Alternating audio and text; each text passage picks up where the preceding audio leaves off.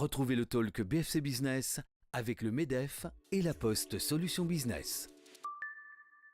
Bonsoir à toutes et à tous, je suis ravi de vous retrouver pour ce nouveau numéro, émission 104. Déjà, en ce 3 mars 2019, on va parler éthologie. Alors je pense que vous êtes nombreuses derrière vos écrans à vous demander ce que c'est que l'éthologie. Mais vous allez voir, c'est passionnant. Aurélia Varin est mon invitée ce soir. Bonsoir Aurélia. Bonsoir. Je vais vous demander de sélectionner 3 cartes, 3 questions que vous découvrirez tout au long de cette émission. Je vous remets également un joker, une carte qui vous permettra éventuellement d'éviter une question embarrassante. Merci. Et puis quand vous êtes prêt Aurélia, parce qu'on a des tas de choses à dire ce soir, sablier et c'est parti pour 10 minutes. Je suis prête.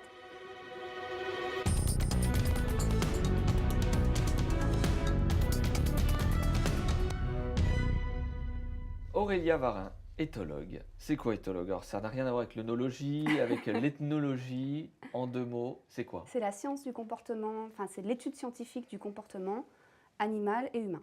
Alors qu'est-ce que vous faites au quotidien, au cœur de ce métier? Alors moi je travaille spécifiquement sur les animaux d'élevage et je suis spécialisée sur le bien-être des animaux d'élevage. D'élevage, parce qu'on peut se spécialiser sur les animaux domestiques, sur les animaux sauvages. Tout à fait. Il y a certaines de mes collègues qui travaillent sur la faune sauvage, sur les animaux de compagnie, sur l'humain également. Mais moi je travaille uniquement sur les animaux que l'on élève pour se nourrir. Et sur leur bien-être. Alors c'est un peu paradoxal quand même de s'intéresser au bien-être d'animaux qu'on va tuer pour manger. Moi je ne trouve pas, non. Les animaux n'ont pas conscience qu'ils vont mourir précocement pour nous. Par contre, ce qu'ils ont conscience, c'est l'environnement dans lequel ils vivent. Et donc mon travail, c'est de faire en sorte que les animaux soient dans de meilleures conditions possibles pour ensuite nous nourrir. Alors, j'ai plein de questions, Aurélia. Comptez sur moi, j'en ai une liste. Avant cela, Aurélia, vous êtes née à Beaune, vous avez fait une maîtrise de biologie à l'Université de Bourgogne, vous vous êtes spécialisée à Paris. Pourquoi à Paris? On ne peut pas se spécialiser en éthologie à Dijon? Non, on peut se spécialiser en écologie comportementale, qui est une autre science du comportement. Mais si on veut faire de l'éthologie appliquée, aujourd'hui, c'est à Paris. Vous êtes combien d'éthologues en Bourgogne-Franche-Comté? À ma connaissance, on est 2 aujourd'hui à travailler sur l'éthologie des animaux d'élevage en Bourgogne. C'est suffisant? Parce que, Non. Ok, parce que Non, ce n'est vous pas m'avez dit en suffisant. préparant cette émission qu'on tuait chaque année 1 milliard d'animaux, c'est ça, en France, hein, Environ en qui sont, France, oui, qui tout à sont fait. abattus pour être mangés. Et puis vous avez créé votre propre entreprise, votre propre structure, Oui. Banquiva, une entreprise qui fonctionne bien, puisque je crois que vous allez recruter, vous nous avez donné cette indiscrétion tout à l'heure. Ça va normalement se décider dans les jours qui viennent, mais j'espère avoir la chance de pouvoir recruter quelqu'un cette année. Bien voilà, vous voyez, vous vous intéressez aux animaux, eh bien Aurélia recrute. Aurélia, je vous propose de prendre une première question. Alors, votre dernière colère. Non, je sais, Si, vous aviez une idée en tête. Non, parce que vraiment, j'essaie de ne plus me mettre en colère et j'essaie de voir les choses de façon constructive. Et je travaille notamment aujourd'hui avec des groupements d'éleveurs et avec aussi des industriels parfois. Et donc, du coup, aujourd'hui, je vois tellement les différentes contraintes aussi que les différentes personnes ont que je préfère être motivée par la direction positive dans laquelle ils vont plutôt que les petites erreurs qui peuvent y avoir lieu dans le passé. Quand vous voyez les vidéos de choses qui se passent et qui ne sont pas forcément très agréables à regarder, encore moins pour les animaux qui les vivent, sur les abattoirs, sur ce qu'on voit, ça vous met en colère? Ça ne me met pas en colère, ça me rend triste. Et après, je me pose toujours la question de savoir derrière, est-ce que ces images, elles sont représentatives? C'est-à-dire qu'elles sont vraies, mais dans quelle mesure est-ce que cette image, elle montre 10 secondes sur une année entière de cet abattoir, ou est-ce que c'est tous les moments de l'abattoir qui sont comme ça? Je me pose toujours cette question-là et du coup, je ne suis pas réellement en colère, mais plutôt interrogative et triste pour l'animal en question. Donc il y a une réflexion qui n'est pas forcément à charge systématique. Non, parce que ce n'est pas toujours le cas et que j'ai appris à me méfier de ce qu'on peut montrer, de la façon dont on peut orienter les images au travers d'une vidéo. Aurélia, quand vous échangez dans votre entourage sur le sujet, sur votre métier, qu'est-ce qui surprend en général? L'éthologie, c'est le fait d'essayer de regarder avec les yeux des animaux et non pas avec les yeux des êtres humains. Et souvent, c'est marrant de voir que, en fait, il peut y avoir certains comportements qui sont contre-intuitifs pour nous. Par exemple, une vache laitière, quand on va lui proposer de se coucher sur de la paille ou sur un sol en béton ou sur un matelas, nous, on aurait tendance à dire instinctivement bon, bah, c'est la paille qu'elle préfère, alors qu'en fait, les études scientifiques montrent que clairement, elle préfère le matelas. Et je trouve la force de l'éthologie, c'est bien de voir que c'est l'animal qui doit nous dire dans quel environnement il se sent bien et non pas nous qui devons nous dire « oh bah tiens, il serait bien dans telle situation ». Est-ce que les animaux d'élevage, donc en l'occurrence, ont conscience d'être élevés pour être abattus ensuite et être mangés a fortiori par les personnes qui les élèvent. Alors, ils n'ont pas conscience de cette situation-là. Par contre, ils ressentent les éléments dans leur environnement à un instant T. C'est-à-dire qu'ils peuvent ressentir, par exemple, le froid, la faim. Ils peuvent ressentir qu'ils ne sont pas avec leurs congénères ou qu'ils ne peuvent pas gratter le sol pour une poule pondeuse. Par contre, ils ne peuvent pas se projeter dans un futur en se disant « demain, je vais mourir » ou aujourd'hui, je pourrais être dehors et je ne le suis pas.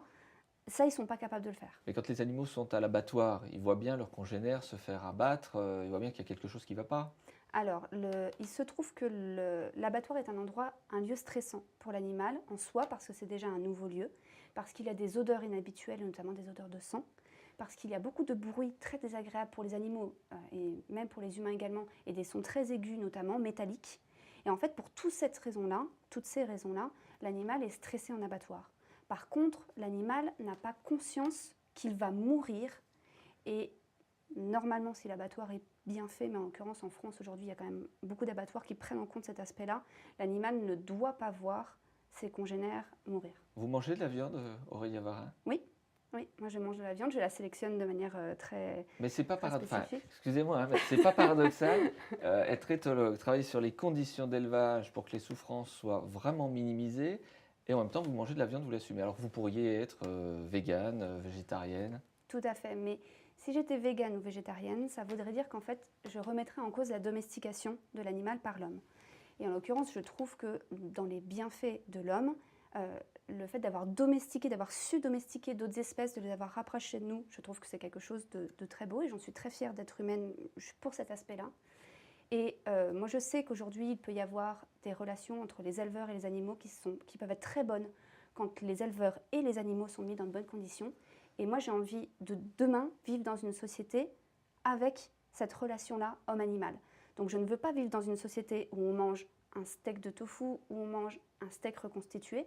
Je veux qu'on soit dans une société où on mange un bon steak d'une vache qui a vécu convenablement dans les prés, qui a été entourée, qui a eu tous les soins qu'il faut, avec un éleveur qui prend soin d'elle. Et là, ça me fait plaisir de manger de la viande. Il y en a beaucoup qui vont déculpabiliser en regardant cette émission. Enfin, manger moins de viande, mais meilleur aussi dans la qualité de l'élevage des animaux. Aurélia Varin, l'animal le plus intelligent, ça serait lequel? On est surpris d'apprendre que le cochon a des capacités très importantes et notamment sont plus intelligents que les chiens sur un certain nombre d'aspects. Et ce n'est pas forcément ceux qui sont les plus préservés en termes de conditions d'abattage. Ils souffrent, les cochons? Aujourd'hui, effectivement, les cochons souffrent de l'environnement dans lequel ils sont, dans lequel ils vivent, parce que la plupart du temps, leur environnement est très lointain de ce qu'ils auraient besoin pour vivre convenablement et bien. Et aussi parce que les cochons ont du coup une conscience plus importante de l'environnement qui les entoure. Donc oui, ils ressentent de manière plus forte les frustrations comportementales que d'autres animaux qu'on élève. Eux non plus n'ont pas conscience qu'ils vont mourir pour être mangés?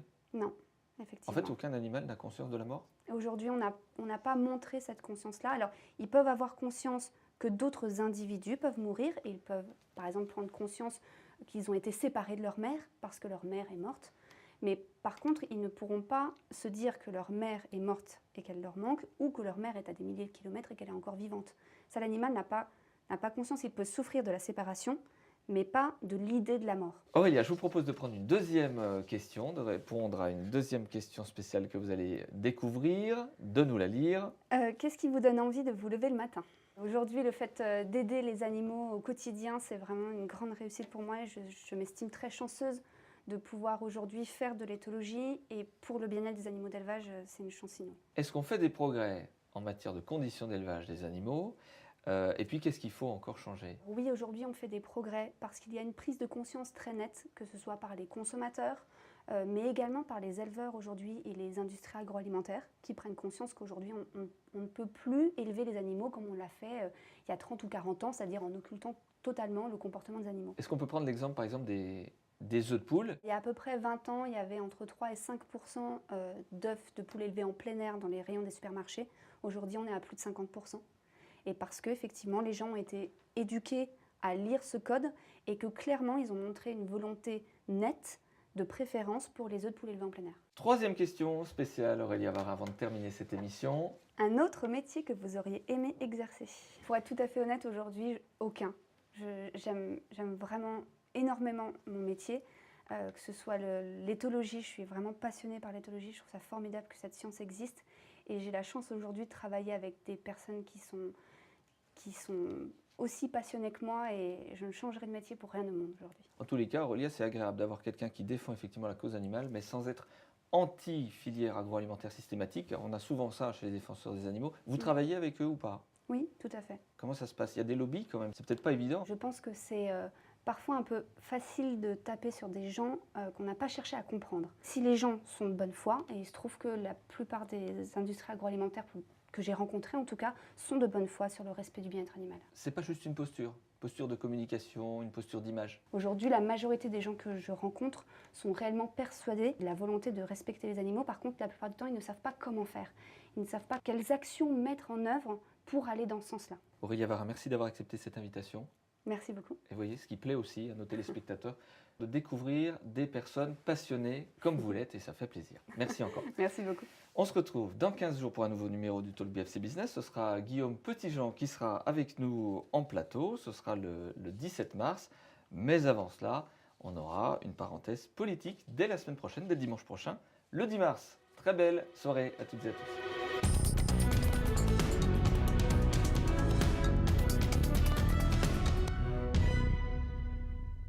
C'était le talk BFC Business avec le MEDEF et la Poste Solutions Business.